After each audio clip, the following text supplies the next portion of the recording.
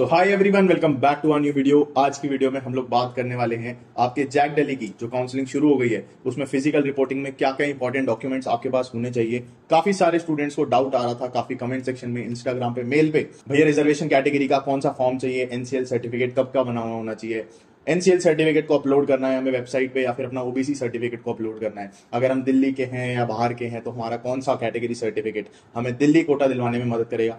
आज इन सारे क्वेश्चंस को सॉल्व करेंगे आज की वीडियो में, तो वीडियो को एंड तक जरूर देखना। और अगर इस वीडियो के बाद भी वैसे तो कोई कंफ्यूजन रहेगी नहीं, बट बाय चांस अगर कुछ रह जाए तो कमेंट कर देना। I will surely reply all the comments. तो इसलिए बिना देरी करे वीडियो करते हैं शुरू। तो सबसे पहले आप लोग एक कॉपी पेन ले लो, जो भी मैं चीजें बता रहा हूं उसको लिख लो, सो दैट दिमाग में आपके रहेगा। आप लोगों को जब फिजिकल रिपोर्टिंग में जाना होगा तो किसी भी चीज में कोई कंफ्यूजन नहीं होगी। तो सबसे पहले शुरू करते हैं। आप लोगों को अपना जैक दिल्ली पे रजिस्ट्रेशन करना है। रजिस्ट्रेशन करने के बाद चॉइस फिलिंग करनी है। ये सारी चीजें आप लोगों को चॉइस फिलिंग के बाद जमा करनी है। तो मैं आपको शुरू करता हूं बताना। सबसे पहले आप लोगों को फीस की रिसिप्ट चाहिए। जो आप लोग 1500 रुपए रजिस्ट्रेशन फीस भरेंगे उसकी जो रिसिप्ट होती है उसका प्रिंट आउट आपको चाहिए।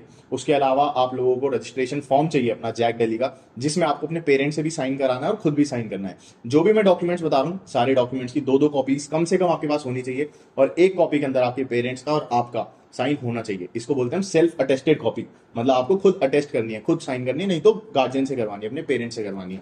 उसके बाद आप लोगों को अपनी चॉइस फिलिंग की, जब आप चॉइस फिलिंग कर दोगे उसके बाद जो फॉर्म आएगा उसको डाउनलोड कर लेना है और उसका भी प्रिंट आउट आप लोगों को लेके आना है। अब बात करते हैं आपकी फोटोग्राफ्स के बारे में। काफी कंफ्यूजन थी बच्चों को।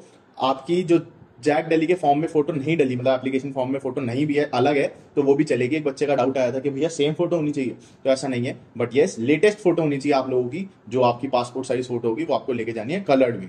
उसके अलावा आप लोगों को अपना एडमिट कार्ड लेके जाना है। जब आप लोगों ने अपना जेईई मेंस का पेपर दिया होगा तो आप लोगों को एडमिट कार्ड मिला होगा, उस एडमिट कार्ड की 2 से 3 कॉपीज लेके जानी है। जो जेईई मेंस का आप लोगों का स्कोर कार्ड आया होगा जिसके अंदर आपकी रैंक लिखी हुई होगी, आपका नाम लिखा हुआ होगा, आपकी परसेंटाइल लिखी हुई होगी, उसका भी आपको प्रिंट आउट एक चाहिए। अब बात करते हैं आपकी मार्कशीट के बारे में। तो क्लास 10th की मार्कशीट आपको लेके जानी है, ओरिजिनल भी और फोटोकॉपी भी। बार बार कह रहा हूं, जितने भी डॉक्यूमेंट्स है सबकी आपको 2 से 3 फोटोकॉपी करा के लेके जानी है, ठीक है। आपका जो 10th क्लास का मार्कशीट है वो आपका डेट ऑफ बर्थ और आपका नाम अगर चेंज नहीं हुआ है, क्लास 10 से आप लोगों का परमानेंट हो जाता है, तो वो पता चलेगा। बाकी क्लास 12th की मार्कशीट आपकी इसलिए चाहिए क्योंकि आपके जो 60% मार्क्स का क्राइटेरिया है जेईई में, डीटी वगैरह जो भी कॉलेजेस में है, एंड ट्रिपल आईटी दिल्ली को छोड़ के, तो उसके लिए आप लोगों को अपनी 12th की मार्कशीट भी चाहिए। अब बात करते हैं आपकी सीट अलॉटमेंट लेटर के बारे में। जब आप लोग, अब देखो अभी तो आपका चॉइस फिलिंग चल रही है, जब आप लोगों की चॉइस फिलिंग खत्म हो जाएगी उसके बाद आपको किसी ना किसी कॉलेज में कोई ना कोई ब्रांच मिलेगी। अब आपको कोई भी कॉलेज में कोई भी ब्रांच मिले, चाहे वो आपकी चॉइस फिलिंग में जो आपने भरी होगी उसके हिसाब से कोई भी मिले, ड्रीम ब्रांच ना हो, ड्रीम कॉलेज ना हो, तो भी आपको अपना वहां पे जो फीस है वो दे देनी है, सो दैट आप पूरे काउंसलिंग प्रोसेस में आगे काम करते रहो, आपका काउंसलिंग प्रोसेस रुके ना। कई बच्चे क्या करते हैं, उनके मनपसंद की उनको सीट नहीं मिलती या कॉलेज नहीं मिलती, तो वो अपनी जो फीस होती है वो भरते ही नहीं है, जिसकी वजह से वो लोग काउंसलिंग से आउट हो जाते हैं।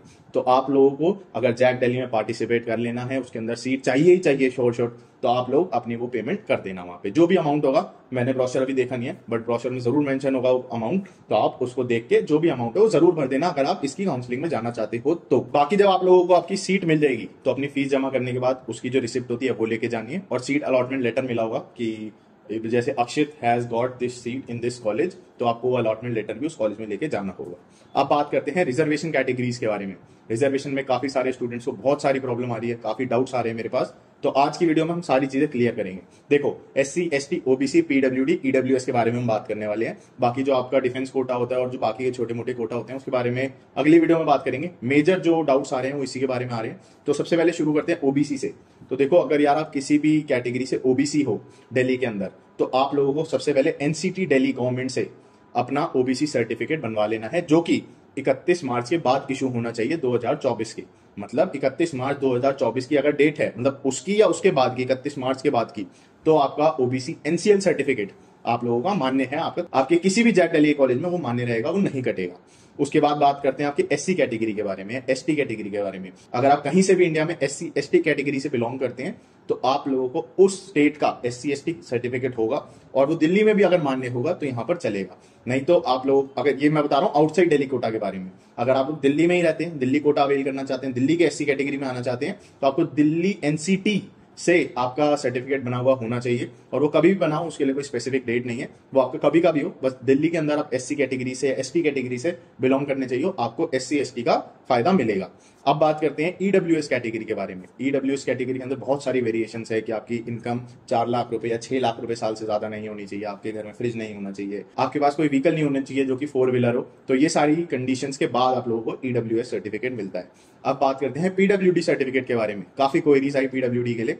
तो देखो पीडब्ल्यूडी के लिए ना आपको सबसे पहले, आप इंडिया में कहीं से भी हो, आपको दिल्ली में आके एनसीटी दिल्ली के किसी भी गवर्नमेंट हॉस्पिटल में जाके वहां पे आपको अपना जो पीडब्ल्यूडी सर्टिफिकेट है वो इशू करवाना है। और वहां पे भी जो आपके सीएम होंगे, चीफ मेडिकल ऑफिसर, उनसे साइन कराना है, उनसे वेरीफाई कराना है। फिर वो सर्टिफिकेट आपका किसी भी कॉलेज में कहीं पे भी दिल्ली के अंदर पूरा मान्य रहेगा, आपको कोई भी उसके अंदर गलती नहीं बताएगा। अब बात करते हैं एक आखिरी सर्टिफिकेट जो कि अक्सर बच्चे भूल जाते हैं, ये आपके जैक दिल्ली के ब्रोशर के अंदर है। मेडिकल सर्टिफिकेट जो होता है, मेडिकल फिटनेस सर्टिफिकेट होता है, बहुत नॉर्मल होता है। आप कहीं से भी उसको साइन करवा सकते हो डॉक्टर से, अपनी डिटेल्स फिल करा के। बाकी इसके अलावा कोई भी ऐसी चीज नहीं है जो हमने डॉक्यूमेंट वाइज छोड़ी हो। बाकी फिजिकल रिपोर्टिंग अब आप लोगों की आपकी लाइफ में पहली बार होगी, तो काफी सोच समझ के और काफी चीजें अपने साथ लेके जाना।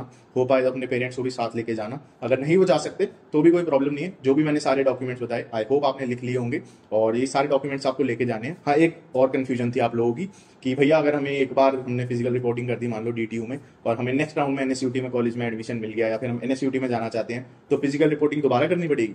तो ऐसा नहीं है। लेट सपोज कि मैं हूं और मेरे को एनएसयूटी में एडमिशन चाहिए और डीटीयू में इस बार फिजिकल रिपोर्टिंग हो रही है, तो मैं जाऊंगा अपनी सीट अलॉटमेंट लेटर और सारे डॉक्यूमेंट्स लेके फीस जमा करके वहां पे अपनी फिजिकल रिपोर्टिंग करवा दूंगा। मान लो सेकंड राउंड होता है, सेकंड राउंड में मेरे को सीट मिल जाती है एनएसयूटी के अंदर, तो क्या मैं दोबारा जाऊंगा? नहीं। जैक दिल्ली आपस में एफिलिएटेड है, ये पांचों कॉलेज, डीटीयू, एनएसआईटी, डीएसयू, आईजीडीटी और ट्रिपल आईटी दिल्ली, इसमें से कहीं पे भी अगर आपने एक बार फिजिकल रिपोर्टिंग करा दी तो दोबारा कराने की जरूरत नहीं है। आई होप आपको वीडियो अच्छी लगी होगी, पसंद आई होगी और सारी कंफ्यूजन मैंने आपकी दूर कर दी होगी। अगर बाई चांस कोई चीज रह गई हो तो मुझे माफ करिएगा और कमेंट कर दीजिएगा, मैं उसका जरूर रिप्लाई करूंगा। बाकी मिलते हैं ऐसी किसी अच्छी सी वीडियो में इसके बाद। Thank you so much for watching. और हाँ, एक चीज और कि अगर किसी स्टूडेंट को फ्री काउंसलिंग लेनी हो, कोई बच्चा कंफ्यूज हो, जिसको समझ ना आ रहा हो, तो मैं एक फ्री लिंक डाल दूंगा गूगल फॉर्म का, आप उसको नीचे डिस्क्रिप्शन से भर देना। तो हम लोग फ्री काउंसलिंग करते हैं, तो इस बार भी करेंगे। तो बस मिलते हैं अगली वीडियो में। Thank you so much for watching.